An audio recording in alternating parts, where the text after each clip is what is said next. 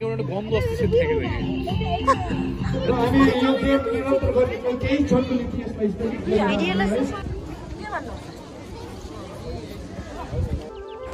Hey everyone, this is Mo. Welcome back to Mo's Creative.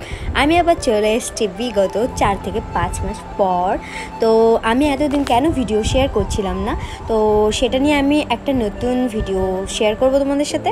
তো তোমাদের নিশ্চয়ই মনে আছে আমি শেয়ার করছিলাম দার্জিলিং সিরিজ। তো এটা লাস্ট সিরিজ ছিল দার্জিলিংয়ের, এটাই শেয়ার করা হয়নি তোমাদের সাথে।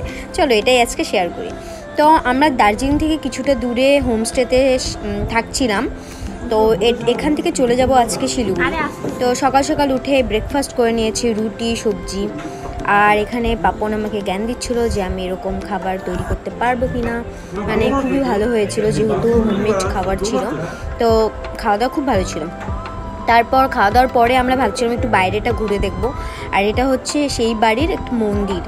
তো আমরা এবার একটু বাইরে ঘুরতে যাচ্ছি। हम लोग जा रहे हैं अब।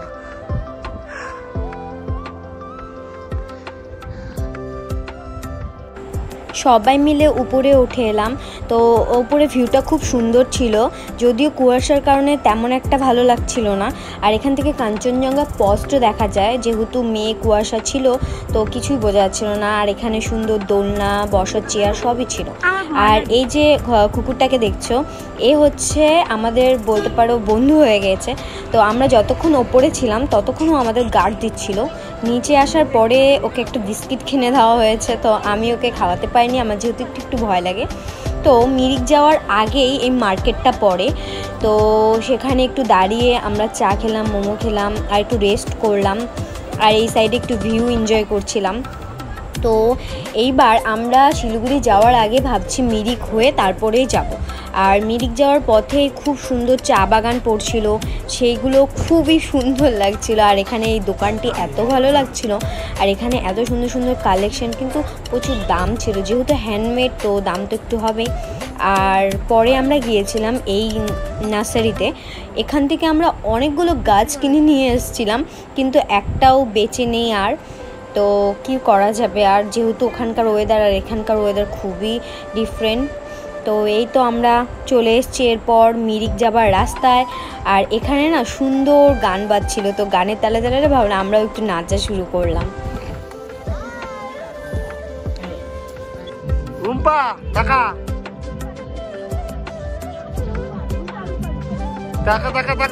কাজল গন্ধ আসতে থেকে এত সুন্দর জায়গা। হ্যাঁ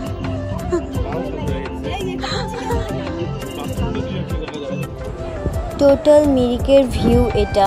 তো এখানে ব্রিজগুলো রং করা হচ্ছিল যদিও, তো তাছাড়াও খুবই সুন্দর একটি জায়গা আর এত ভালো লাগছিল। আর সেখানে গিয়েই দেখি ওখানে ফেস্টিভ্যাল হচ্ছিল। তো জানি না এটা কীরকম ফেস্টিভ্যাল, তো বলতে পারো আমাদের এখানে কাইন্ড অফ মেলার মতো। তো এখানে সব হ্যান্ডমেড জিনিস পাওয়া যাচ্ছিলো মোট কথা। আর কেউ কেউ গাছ নিয়ে এসেছিলো, হ্যান্ডমেড ব্যাগ, হ্যান্ডমেড ক্যান্ডেল, তারপর সোয়েটার, মোজা, অনেক কিছু পাওয়া যাচ্ছিলো।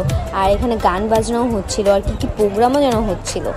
তো খুবই সুন্দর লাগছিলো, খুবই ভালো লাগছিলো, আর খুব এনজয় করেছে ব্যাপারটিকে।